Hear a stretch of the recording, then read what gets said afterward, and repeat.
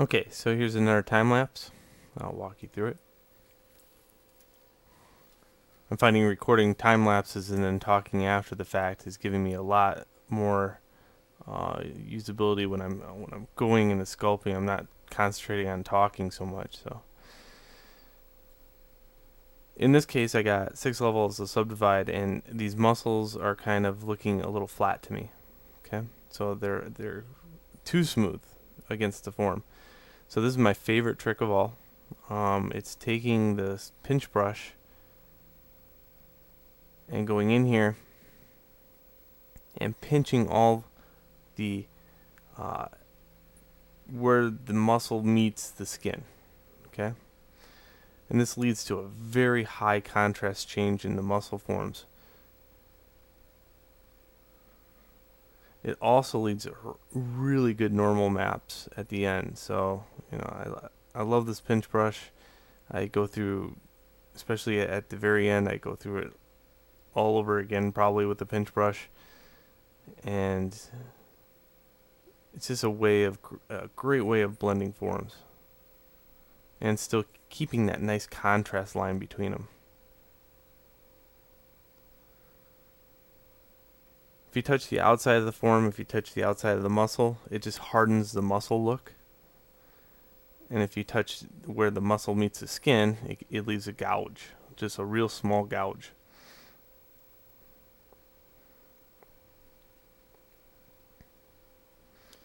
You should only do this if you have enough polygons too. You shouldn't do this at a really low level.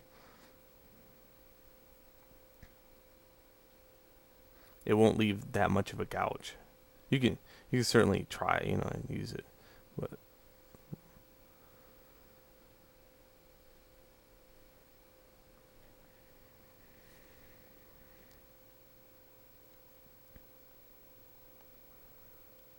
just gotta be careful of the overuse of it. Sometimes it'll leave it looking like a plastic action figure. So you want that not balloon animal, not plastic action figure look.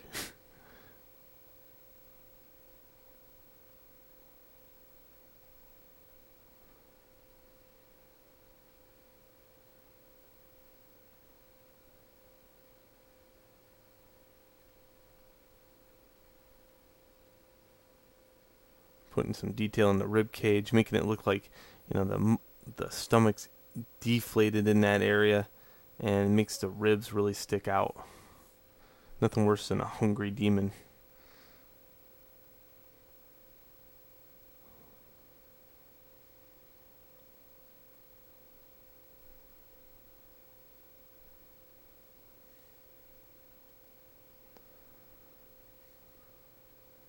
And now I'm just kind of checking over the overall look of it. I like the pose, but really the pose is kind of hurting me right now, and I'll show you why here in a couple minutes.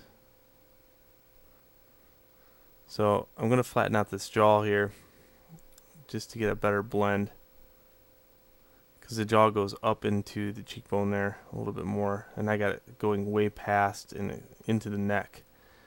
So if you look at the mouth correlating to where it stops and the jaw keeps going, technically this guy could really open his mouth pretty big, but again, it's kind of hurting me with the face is kind of not matching the body too well. So sometimes I get all the muscles or some of the muscles into place, and then I'll go jump back into the head. This is a method of putting everything on the same detail level. So many times have I made something and then I figured out, well, that doesn't even match now, and it's too late. You can't go back into it. But if you bring everything at the same level up, all the muscles, all the facial construction, then you have a greater area of change to occur in case something goes wrong. So this is a flattened brush, and I think I switched to the polished brush here, which, love that alphabetical order thing. It's a great addition to ZBrush. Of course, there's like 15 polish brushes. I just use polish. And polish is great for just hardening up forms. It's a great way of expressing where bones are at. Because I want that emaciated look, you know, where the skin is stretched taut onto the face.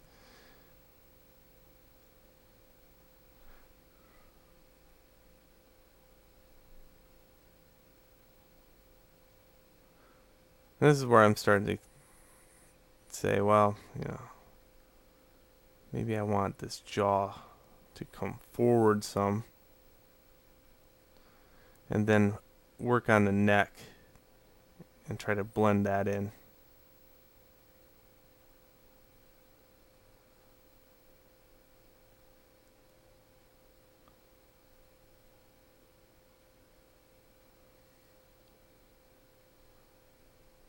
Really get those bottom muscles in there. Remember, for every muscle there is that opens something, there's something that closes it too. It's not so much about learning anatomy, it's learning the mechanics of anatomy. Alright, so here I'm going to mask off the head and try to reposition it a little bit better, because this up in the air type deal isn't really doing it for me anymore. I want more of a relaxed pose. So I'm just using the transpose tool. Again, that's holding control and just clicking and dragging with the transpose tool, and it'll mask off that area.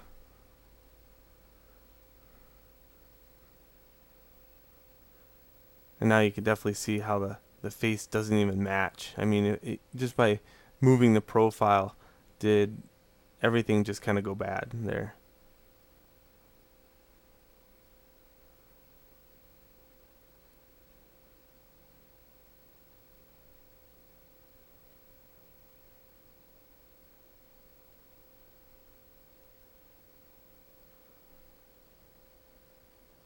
Scale it down just a little bit.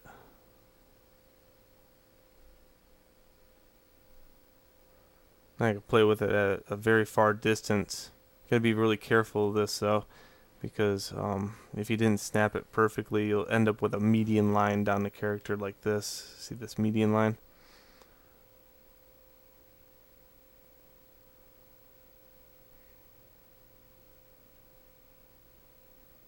So let's get a little bit better there.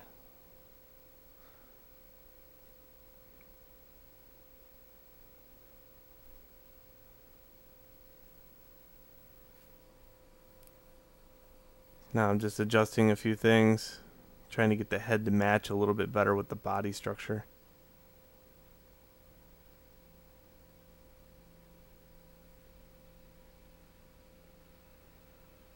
Maybe adding more of a nose in this area. So if you look at the form here, how it went like this and then around, it looks a lot better this way. It's got a dip. If it was a flat spot here, it didn't really match any of the other parts of the body.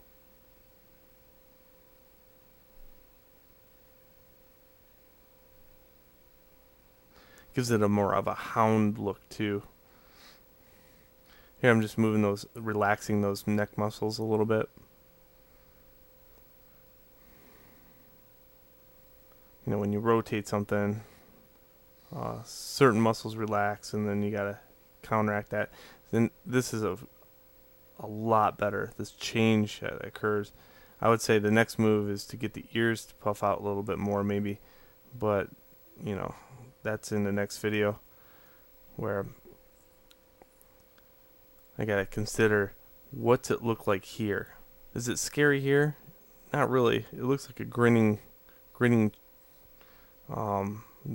Chinese monster. Its eyes are just a little bit slanted, weird, and then these ears need to go back a little bit.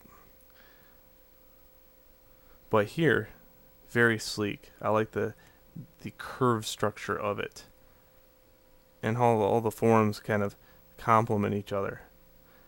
Still got to work on the hand. So I would say the next one we're going to look at the head a little bit more and these hands. Alright, meet you in the next video.